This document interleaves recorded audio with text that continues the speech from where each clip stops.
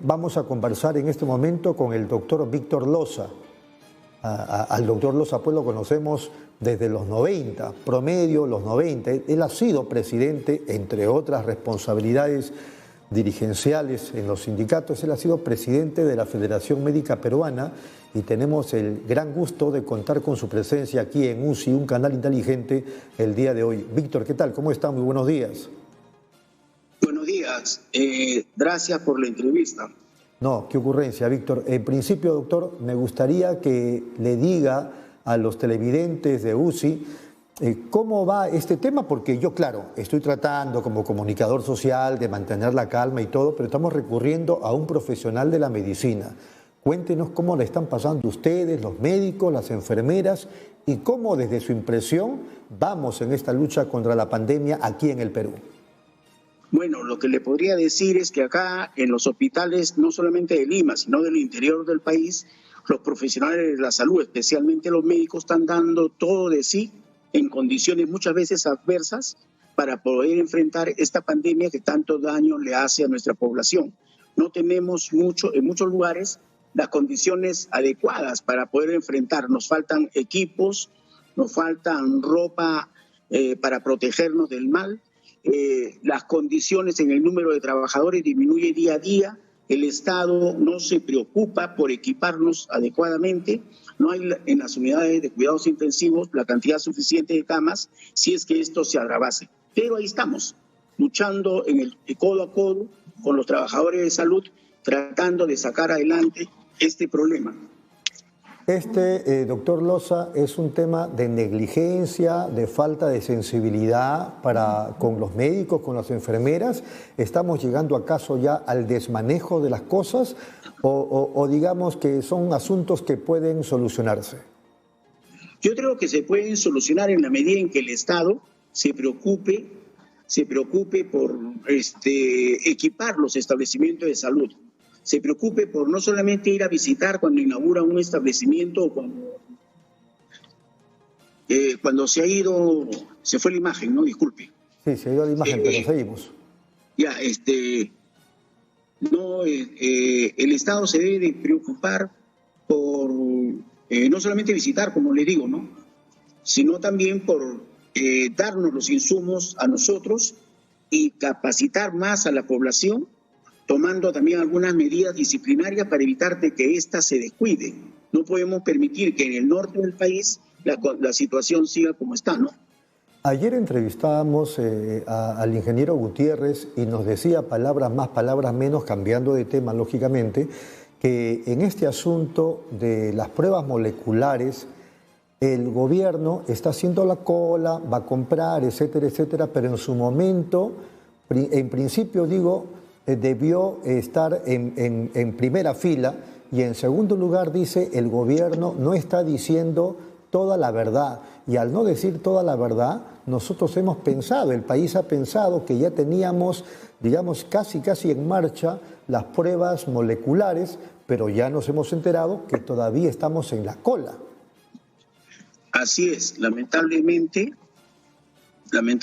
estamos en la cola, no hay cantidad suficiente de reactivos para enfrentar la pandemia y esto es lo que nos genera problemas, ¿no? No tenemos reactivos muchas veces en los establecimientos de salud, llega la gente y solamente en base a la clínica hacemos el diagnóstico. En base al cuadro clínico hospitalizamos al paciente, tomamos algunas muestras con los pocos reactivos o insumos que se tienen y se esperan los resultados que salen al día siguiente en el mejor de los casos.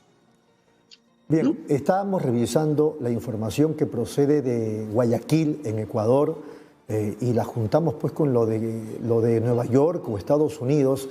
En el caso de Ecuador, por ejemplo, hemos visto, porque hay hasta videos, ya a los muertos ni los están recogiendo, o sea, no hay quien los recoja a los muertos que están en diferentes casas o en la vía pública. Ecuador, que está aquí nomás.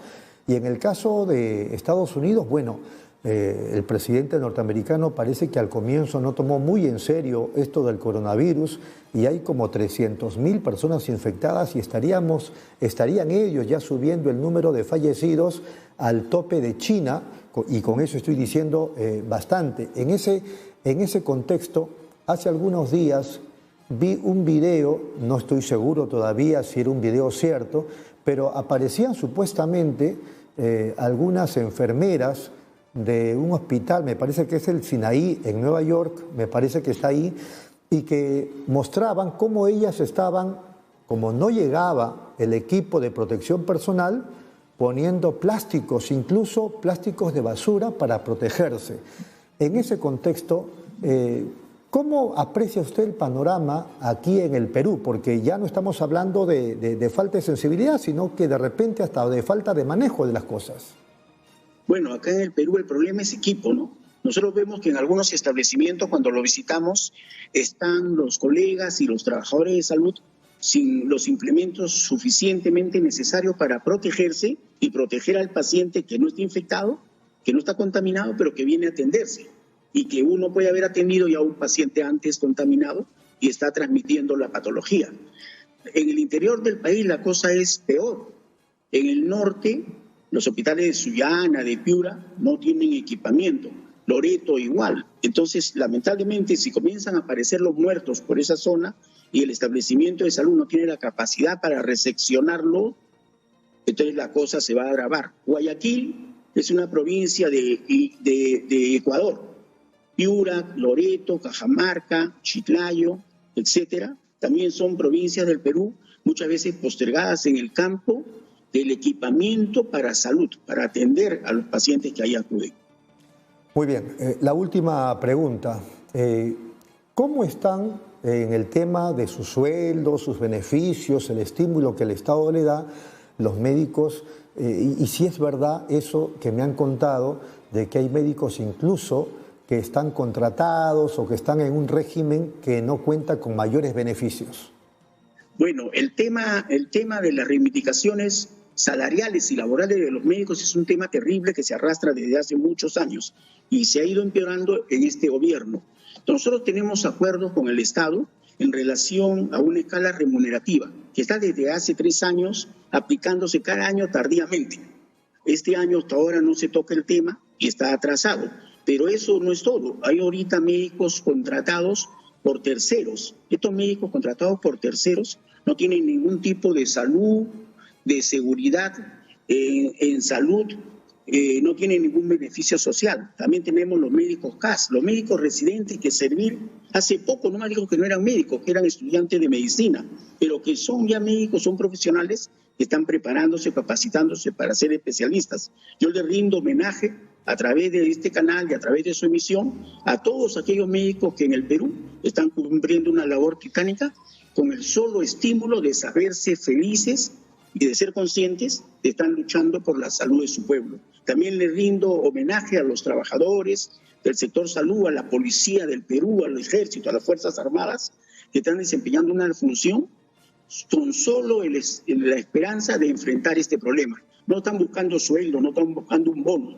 Lo que están buscando es mejorar la atención de nuestros pacientes. También le pediría yo al gobierno, a través de este medio, que solucione el problema de los colegas o de los trabajadores de salud que, siendo profesionales al haber adquirido este rango por sus propios estudios, no están ocupando las plazas correspondientes y lo vienen postergando en lo que se denomina su cambio de grupo ocupacional.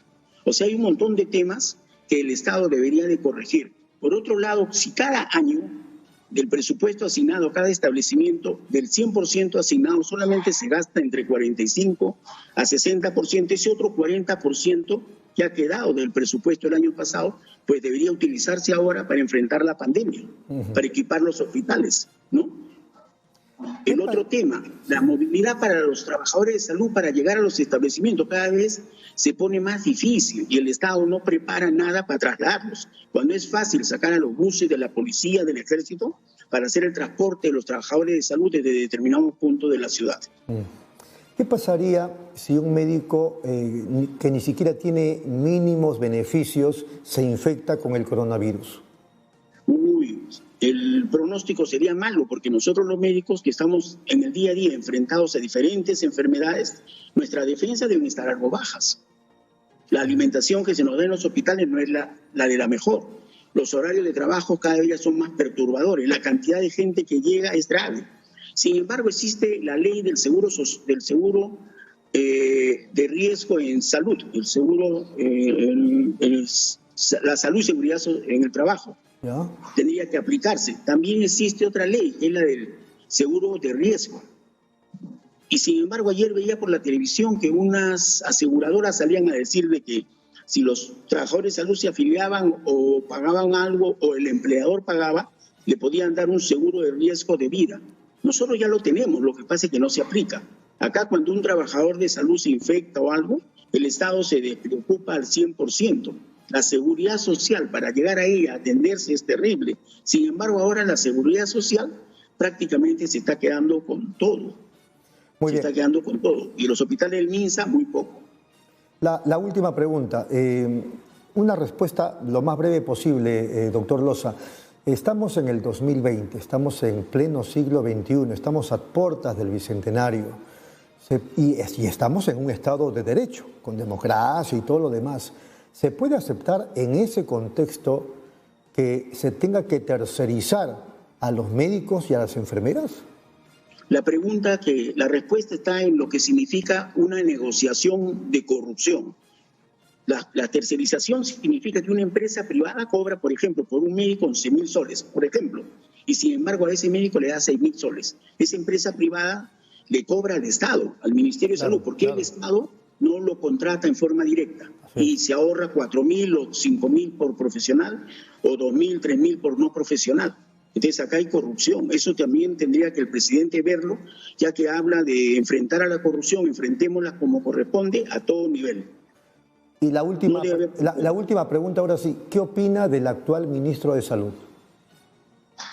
Bueno, tiene muy poco tiempo en el cargo, habría que esperar resultados en muy poco tiempo. Esperemos de que él se reúna con las organizaciones representativas, juntas, no por separado, que se reúna con Colegio Médico, Federación Médica y los colegas del Seguro Social de Sinansot, ya que él, como rol rector del Estado, evaluando con ellos la situación en el campo, porque nosotros somos los que trabajamos en ese campo, podríamos darle una serie de alternativas para salir del caos de ahora y del caos de siempre.